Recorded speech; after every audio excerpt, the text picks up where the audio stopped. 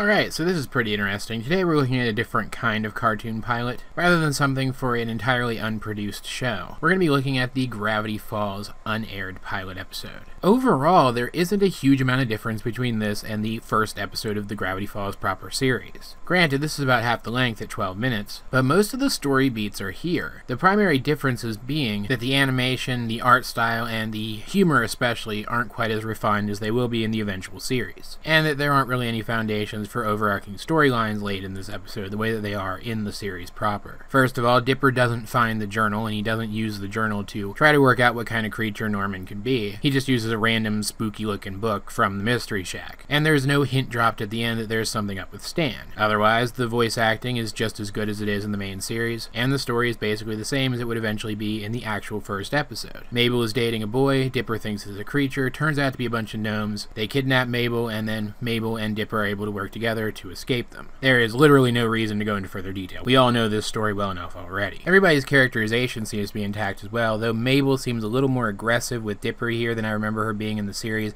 That could just be my memory though. At the end of the day, this almost felt like something out of Gravity Falls, a weird bizarro version of the first episode from some weird alternate dimension. But otherwise, I don't really have much to say about it. I enjoyed watching it, but it didn't really bring anything new to the table for me. Still, if you haven't seen it, I would definitely recommend finding it here on YouTube or somewhere else and giving it a watch for yourself. I've got a whole bunch of various YouTube animations already on deck to review, but I still wouldn't mind having more suggestions, so please leave them in the comment section down below. Either way, though, this has been AJ22, and I will talk to you guys later.